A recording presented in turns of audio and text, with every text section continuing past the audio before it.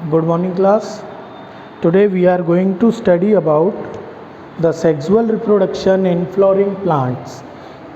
Class 10th, chapter हमारा how do organism reproduce and topic is sexual reproduction in flowering plants. In last video we discussed about asexual reproduction.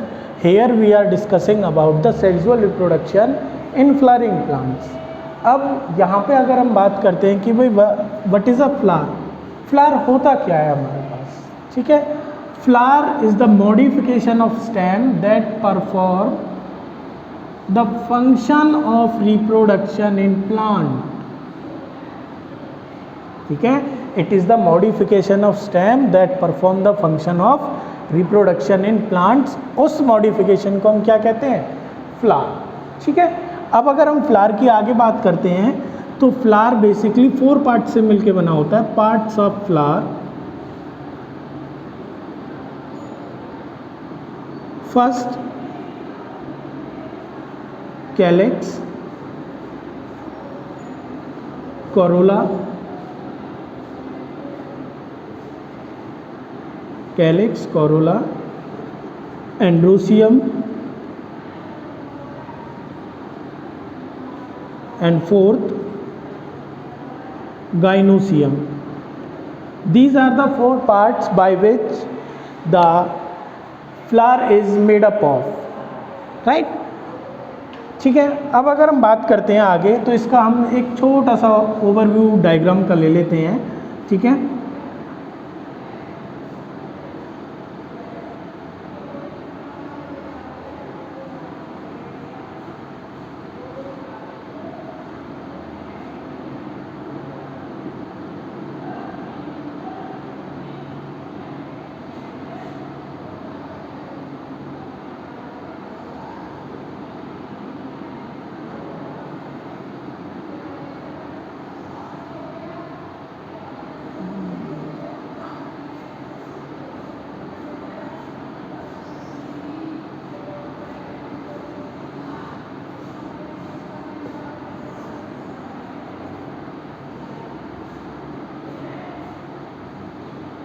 ये इसका एक flower का एक हल्का सा ओवरव्यू है, एक रफली डायग्राम जिसको हम कह सकते हैं. ठीक है.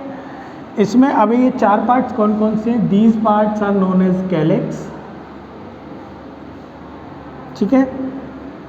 These are known as Corolla.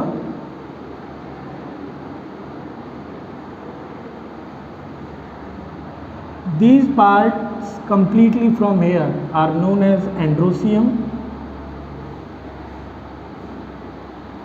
and this is completely known as gynosium. ठीक है. ये आपके पास 4 पार्ट्स हैं, कैलिक्स, कोरोला, एंडोसियम, गाइनोसियम. ठीक है. अब अगर हम बात करते हैं कि देखो कैलिक्स जो है वो कॉमनली सेपल्स के नाम से जाना जाता है. Corolla is commonly known as petals. Androecium that is commonly known as male part of flower जिसको हम कहते हैं stamen. And gynoecium is known as pistil, commonly pistil और कार्पल. ठीक है. These are the basic names और common names of these parts, sepals, petals, stamen, pistil और carpel. ठीक है. कैलिक्स की अगर हम बात करते हैं, calyx are the green leaf like structures that are present at the lower side of flower. ठीक है. They are green in colour. The main function of calyx is to protect the flower during bud condition. जब हमारा flower budding condition में होता है तो तब उसके प्रोटेक्शन में कैलिक्स हमारे हेल्प करते हैं. दूसरा जो है आपका corolla. Corolla basically known as petals. Petals किसको कहेंगे हम, petals are the coloured part of flower. जो फ्लावर का हमारा कलर्ड पार्ट है that is known as petal. ठीक है. उसके बाद एंड्रोसियम जो है, अच्छा इन पेटल्स, सॉरी, पेटल्स का फंक्शन क्या होता है. Petals help in attraction of insects for pollination. ठीक है, क्योंकि आपको इंसेक्ट्स पता है वो कलरफुल चीज़ की तरफ जल्दी अट्रैक्ट होते हैं. तो हमारे जो ये इंसेक्ट्स हैं वो इन पेटल्स की तरफ अट्रैक्ट होते हैं, जिसकी हेल्प से जो फ्लावर है वो अपना पॉलिनेशन करता है। ठीक है, इसके बाद अगला जो पार्ट है हमारा that is androecium, that is commonly known as stamen. ये जो पार्ट है यहाँ से लेके और यहाँ तक का जो आपको पार्ट दिख रहा है, this is called stamen, right. It consist two parts, anther and filament.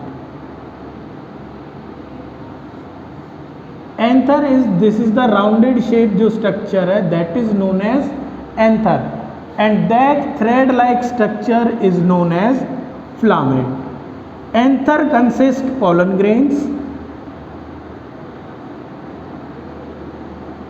Anther consists pollen grains and stamen, and the filament help them help anther to be steady, or we can say कि filament provides support to anthers, ठीक है, कि वो उनको पकड़े रखते हैं, support करके रखते हैं।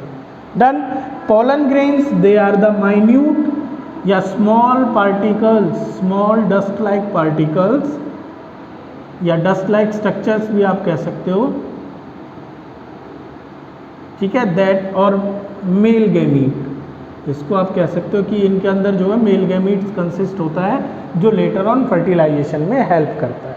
ठीक है, इसके बाद गाइनोसियम जो है, gynoecium is are the female reproductive part of flower. ठीक है, अब female reproductive part of flower क्या है हमारे पास, कि अगर हम देखें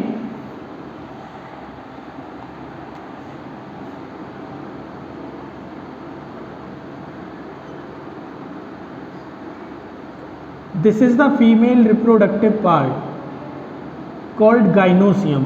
इसको हम कंप्लीटली क्या किस नाम से जानते हैं, गाइनोसियम के नाम से, या फिर गाइनोसियम को वी कैन से पिस्टिल और कार्पल। ठीक है, एक ही बात है। ये आपकी 3 पार्ट्स में डिवाइड होती है। The upper part is known as stigma, the tube like structure is known as style, and the last one is known as ovary. ठीक है, ओवरी कंसिस्ट ओव्यूल्स, ओवरी के अंदर क्या होंगे आपके ओव्यूल्स होंगे। ठीक है, तो ये आपके पार्ट्स होते हैं किसके अंदर, एंड गाइनोसियम यानी जो आपका फीमेल रिप्रोडक्टिव पार्ट्स है। अच्छा, स्टिग्मा का फंक्शन क्या होता है यहाँ पे, कि जो हमारे पोलन ग्रेन्स हैं, राइट, ये हमारे आपके एंथर के ऊपर, एंथर के अंदर पोलन ग्रेन्स होते हैं, तो ड्यूरिंग पॉलिनेशन जो यहाँ से पोलन ग्रेन्स आपके कब जाके डिपॉजिट होते हैं किसके ऊपर, स्टिग्मा के ऊपर, यानी it catch the pollen grains. Stigma जो है उनको क्या करती है, कैच करती है। स्टाइल, स्टाइल जो है ये ट्यूब लाइक स्ट्रक्चर है जो यहाँ से पोलन ट्यूब डेवलप होगी, उसको लेके जाएगी कहाँ तक, ओव्यूल्स तक। ठीक है, और ओवरी जो है कि वो लास्ट आपका बेसल पार्ट है जिसके अंदर क्या रखे रहते हैं, ओव्यूल्स रखे रहते हैं। ठीक है, अब ओव्यूल्स रखे रहते हैं, अब यहाँ से मेल गैमीट आएगा और यहाँ आपके ये ओव्यूल जो है वो फीमेल गैमीट है, राइट। इनका फ्यूज़न होगा तो फर्टिलाइजेशन होगा, फर्टिलाइजेशन के बाद क्या बना आपका जाइगोट, देन एम्ब्रियो, फिर आपके क्या बन जाएंगे सीड्स। ठीक है, ओव्यूल्स जो है they transform into seed and ovary transform into fruit after fertilization. ठीक है, फर्टिलाइजेशन जब हो जाता है, फर्टिलाइजेशन क्या है, fusion of male and female gamete, that is fertilisation.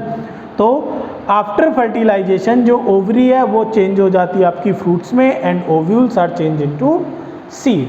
ठीक है, क्लियर ये बात मेरी। अब आगे हम बात करते हैं कि इनमें अब ये फर्टिलाइजेशन की प्रोसेस कैसे चलती है, मतलब किस तरीके से होती है, पहले क्या होगा, कौन कौन से स्टेप्स आएंगे इसके अंदर। तो यहाँ पे जो आती है हमारे पास वो एक चीज़ आपकी दैट इज पॉलिनेशन। पॉलिनेशन इनकी आपकी रिप्रोडक्शन की स्टार्टिंग है, that is transfer of gametes जो होगा दैट इज पॉलिनेशन। ठीक है, अब पॉलिनेशन में होता क्या है कि transfer of pollen grain, transfer of pollen grains from anther to stigma. Transfer of pollen grains from anther to stigma is known as pollination. ठीक है कि आपके pollen grains का ट्रांसफर हुआ है कहाँ से कहाँ तक, आपके एंथर से लेके स्टिग्मा के ऊपर तक। अच्छा, अब pollination में क्या होगा, ठीक है, अब ये एंथर हो गया और स्टिग्मा तक आपका चला गया। तो पॉलिनेशन आपके 2 टाइप से होते हैं, एक सेल्फ पॉलिनेशन और दूसरे होते हैं आपके एक cross pollination. Self pollination and cross pollination. Self pollination क्या होता है, self pollination is transfer of pollen grains from anther to stigma of same flower। एक ही फ्लावर के एंथर से स्टिग्मा के बीच में जब पॉलन ग्रेन्स का ट्रांसफर होगा उस चीज को हम क्या नाम देंगे, सेल्फ पॉलिनेशन। क्लियर आई बात मेरी समझ में कि आपके पास एक ही फ्लावर है, उसी में आपका गाइनोसियम है और वहीं पे आपके एंथर्स हैं, पॉलन आपके एंथर्स हैं, तो वहाँ से और उसके बीच में जो ट्रांसफर होगा, एक ही फ्लावर पे जो ट्रांसफर होगा, that is known as pollination. और क्रॉस पॉलिनेशन जो है दैट इज, यहाँ पे हमें किसी एजेंसी की ज़रूरत नहीं होती, नो मीडियम इज़ रिक्वायर्ड, कोई मीडियम की ज़रूरत नहीं है, वो अपने आप उस पर डिपॉजिट हो जाते हैं। और क्रॉस पॉलिनेशन क्या होगा कि transfer of pollen grains from anther to stigma of different plants of different flowers present on different plants. ठीक है, यहां पे तो आपका क्या था, सेम प्लांट था, सेम ही फ्लावर था, ठीक है, तो वो आपका सेल्फ पॉलिनेशन कहलाया। और क्रॉस पॉलिनेशन क्या होगा कि ट्रांसफर ऑफ पोलन ग्रेन्स यहां पे भी होंगे from anther to stigma of different flower present on different plants. ठीक है, कि आपके दो अलग अलग प्लांट्स होंगे, एक पे आपका मेल फ्लावर होगा, एक पे फीमेल फ्लावर, मेल फ्लावर से फीमेल फ्लावर्स तक पोलन ग्रेन्स का क्या होगा, ट्रांसफर होगा, that is known as cross pollination. यहाँ पे हमें मीडियम्स की ज़रूरत होती है, मीडियम्स आर रिक्वायर्ड। अब वो मीडियम क्या क्या हो सकते हैं कि आपका एयर हो सकता है, एयर के थ्रू, वाटर के थ्रू पोलन ग्रेन्स ट्रांसफर होते हैं, बर्ड्स और इंसेक्ट्स आपने देखे भी होंगे, जैसे बटरफ्लाई वगैरह होती हैं, वो इंसेक्ट्स और फ्लावर को विजिट करती हैं। अब वो फ्लावर पे विजिट करके करती क्या है, एक तो वहाँ से नेक्टर लेती हैं, साथ के साथ वो क्या ले जाती हैं, वहाँ से पोलन ग्रेन्स ले जाती हैं एक फ्लावर से दूसरे फ्लावर की तरफ, तो वो क्या हो जाता है वहाँ पे क्रॉस पॉलिनेशन। ये सेल्फ पॉलिनेशन होता है और ये क्रॉस पॉलिनेशन। ये बात हुई क्लियर आप लोगों को कि भाई पॉलिनेशन में क्या होता है। इसके बाद फिर वही सीधी सी बात है कि आपका जो जब ट्रांसफ़र हो गया, आपके पोलन ग्रेन स्टिग्मा के ऊपर आ गए, देन क्या होगा, तब आपके पास क्या होगा कि फिर उनके बीच में क्या होगा, फर्टिलाइजेशन, कि मेल गैमीट जो कि पोलन ग्रेन्स के अंदर थे, ठीक है, प्लस फीमेल गैमीट जो कि ओव्यूल कहलाता है आपका, ये दोनों फर्टिलाइजेशन हो गया, fusion of male and female gamete क्या बन गया, जाइगोट, जो लेटर ऑन ट्रांसफर होगा किसमें, एम्ब्रियो में, एंड देन एम्ब्रियो के बाद क्या बनते हैं आपके सीड्स वगैरह बनते हैं, और वो सीड्स बनते हैं तो साथ के साथ क्या बनेगा, फ्रूट्स भी बनेंगे आपके।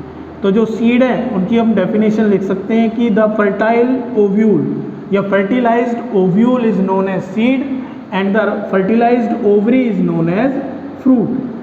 Fertilised ovary is known as fruit and fertilized ovule is known as seed. तो ये थी बात आपके sexual reproduction in flowering plants के अंदर, जो कि क्लास 10th के लिए हमारे पास आज का टॉपिक था। ठीक है, ये टॉपिक आपको आई होप समझ में आ गया होगा। ठीक है, आगे जो कल हम अगले टॉपिक की तरफ जाएंगे जो कि ह्यूमन रिप्रोडक्शन पे डिपेंड है। ठीक है, और मैं आपसे चाहूँगा कि आप लोग इस चीज़ को अपने NCERT बुक्स में एक बार ज़रूर रीड करें। ठीक है, ओके, थैंक यू।